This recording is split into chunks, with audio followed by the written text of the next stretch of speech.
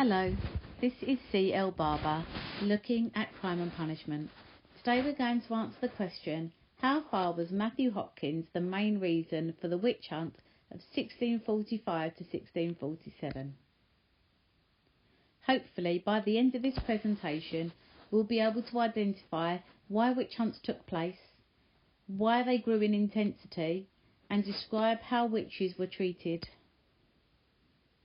So, during the 1500s and the 1600s, witchcraft was taken really seriously and was definitely an example of a change in definition of crime. Witches were believed to have made a pact with the devil in return for magical powers, including the ability to make people or animals sick. Witches were thought to own an animal, often a cat or a dog or a spider. This was called a familiar, who helped to do the witch's evil work.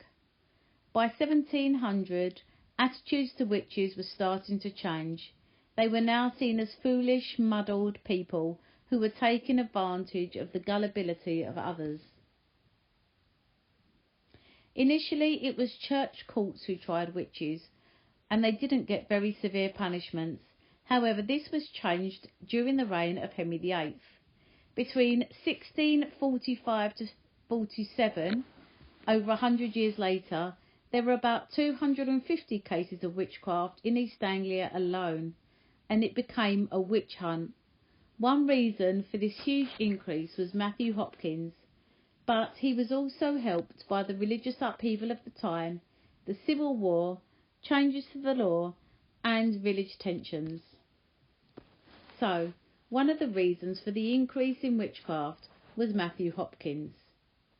Between 1645 to 47, Hopkins was a JP in Essex and East Anglia, so one of his tasks in this role was to find witches. He was previously an unsuccessful lawyer and was only 25 years old at this time. For each witch he caught, he was paid the equivalent of a month's wages. Hopkins found 36 witches, collecting evidence to prove their guilt. They were charged with using harmful magic against their neighbours and their livestock, which is their animals. Mostly it was women who were accused, who were old and poor, so it was the most vulnerable in society. So how did he interrogate them then? Matthew Hopkins interrogated people in a slightly different way to other witch hunters. Suspects were kept standing and on the move and had food and water restricted to starvation levels. This meant that they could be kept awake for days at a time to weaken their resistance, and as a result many old people got tired and easily confessed. If in the room a mouse or a fly or a spider was found, it was seen to be a familiar doing the work of the devil for the witch. They examined the accused's body to look for a teat which allowed them to suckle the devil's familiars. This could be anything from scars, birthmarks, moles and boils. All of these were seen as the devil's mark and evidence of the guilt. So during this period of harsh living, these weren't difficult to find. A technique used by Hopkins was to always have more than one witch tried at a time. A full confession was expected to contain the names of other witches. This would prove that the accused had truly renounced the devil, so people framed each other. Most people accused were women, and this led to a frenzy, and there was always a familiar about for them, whether it be a toad or a frog or a cat. Fears would then spread across villages, and they were called for Hopkins to rid them of the witches. As a result, Hopkins became a very rich man. This is an extract from the diary of Nehemiah Wallington describing events in Essex in 1645. He was a strict Puritan, which is a very, very strict Protestant, and he recorded the sins of others in an extensive notebook. Here he's describing the confession of Rebecca West. Shortly after, when she was going to bed, the devil appeared unto her again in the shape of a handsome young man, saying that he came to marry her. Asked by the judge whether she ever had carnal copulation with the devil, she confessed she had. She was very desirous to confess all she knew, which accordingly she did, whereupon the rest were apprehended and sent unto jail. When she looked upon the ground, she saw herself encompassed in flames of fire. As soon as she was separated from her mother, the torches and the flames began to cease, whereupon she then confessed all she knew. As soon as her confession was fully ended, she found her conscience so satisfied and disburdened of all tortures, she thought herself the happiest of creatures in the world. At Brandleston, Hopkins charged the local vicar with witchcraft, and he swam in the moat. Devil marks were found upon him in his mouth. This was probably ulcers from poor health, and as a result the vicar was hanged. Around this time, Hopkins disappeared from the records, probably dying from an illness. In this period, in just East Anglia, there were at least 100 witchcraft accusations as a result of Matthew Hopkins. So how important was he? Well, he was absolutely crucial between 1645 to 1647.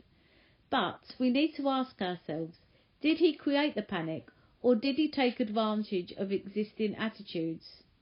There were also other factors for the rise of witchcraft cases, which we will now look at. They include economic fears, which created village tensions, religious upheaval, the social upheaval of the Civil War, and the changing laws by various monarchs. So let's have a look at the economic problems. During the 15th century, there were economic problems, including falling wages and rising unemployment. This increased tensions between the rich and the poor in rural communities. The death of livestock, poor crop yields, was sometimes blamed on evil spirits and witchcraft, rather than bad luck or weather conditions. Accusations were worse in these places where there was economic hardship, as they wanted to blame someone for their misfortune. In poor economic times then, the poor would often ask for more help, so the wealthier villagers didn't like this. They felt threatened. This led to poor old women being seen differently. People in this period believed that you could injure or kill using harmful magic, and often vulnerable women were scapegoated as witches if something went wrong. For example, if a poor woman had a row with a richer woman and cursed under her breath as she left, if anything then happened to that richer woman's family, or their crops, or their livestock, then the poor woman who had cursed would be blamed for this and be accused of becoming a witch. There was also changes to the law. There had been witchcraft accusations in the medieval period, however these had been dealt with church courts.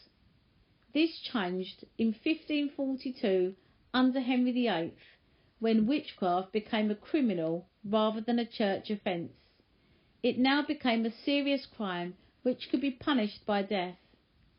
In 1563, Elizabeth I changed the law, so if a witch tried killing someone through witchery or to raise dead spirits, they would receive the death penalty. Stricter laws meant witches were tried in ordinary courts, so could now be sentenced to death.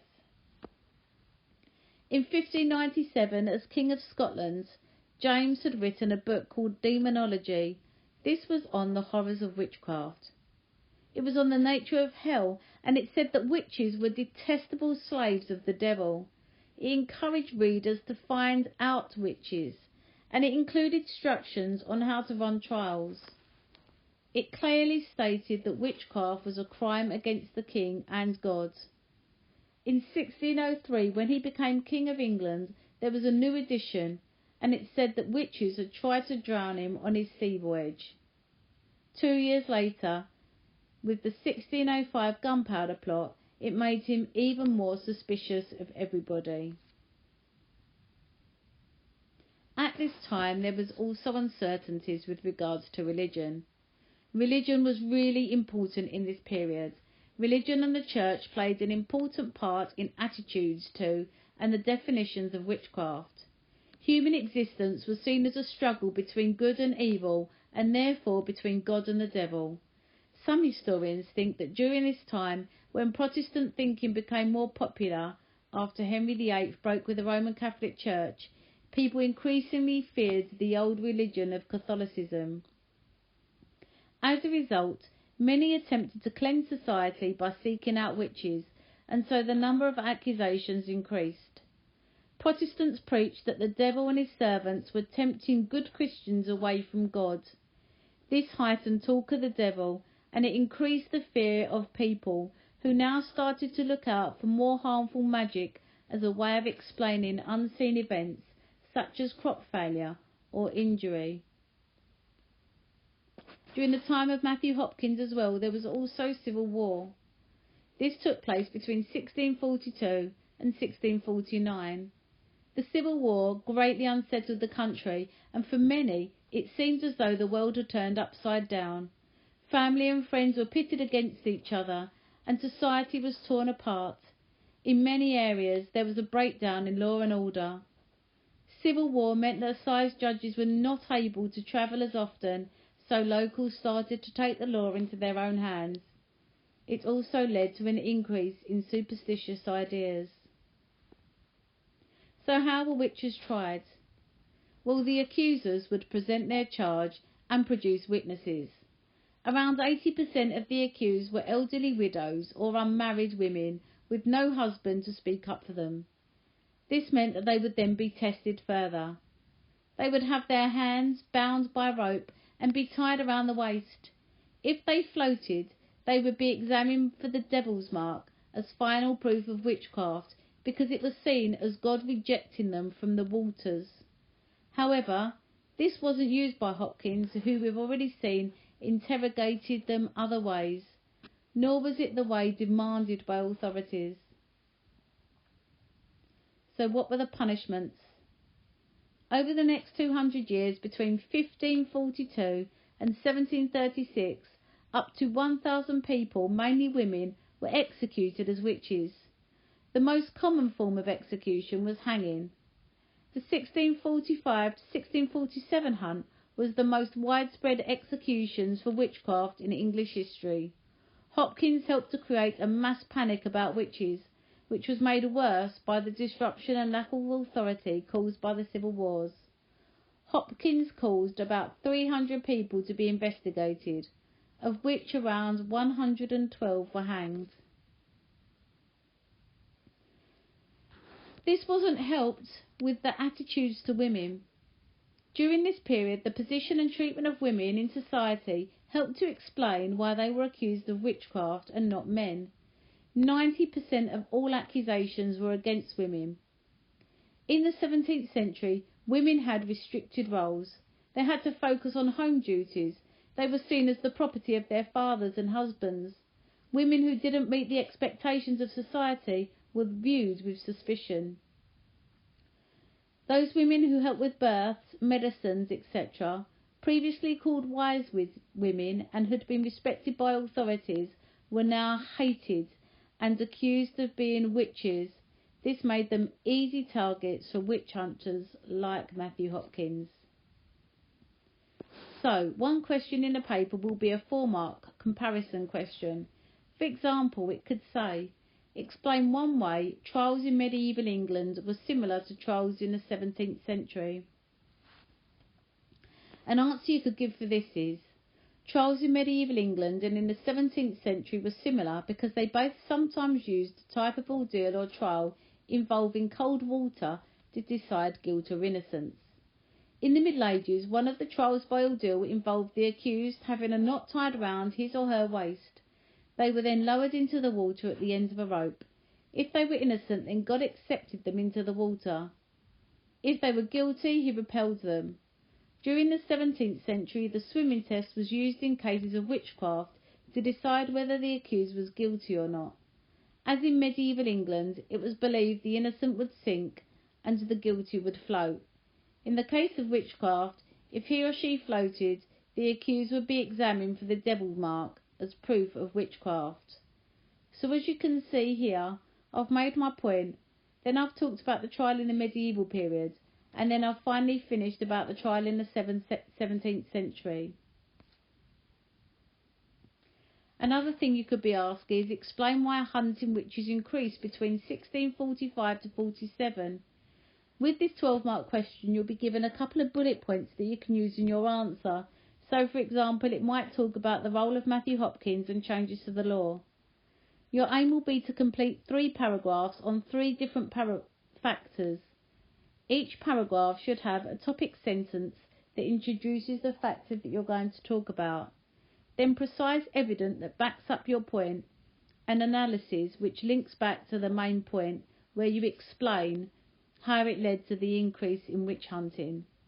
So in this, you could talk about the role of Matthew Hopkins, you could talk about the changes to the law, and you could have a 3rd paragraph on the civil wars between Oliver Cromwell and Charles I. So, if this is an example paragraph. The role of Matthew Hopkins was one of the main reasons why witch hunting increased between 1645 and 1647. One way Hopkins helped this increase of witch hunts was by travelling from town to town accusing witches. He would usually accuse women who were old and poor, which made them more vulnerable. Therefore, Hopkins helped increase these witch hunts because it was his primary job, and he would take advantage of those who were unable to defend themselves. Here you've included the point, the evidence, and an explanation. If you've got time, it would be a good idea to rewrite this but use more precise evidence, for example, any facts and figures. You would then need 2 more paragraphs, so you could talk about the disruption by the Civil War, economic reasons, religious reasons, or changes to the law. This is C.L. Barber, 1977. Thank you for watching and for listening.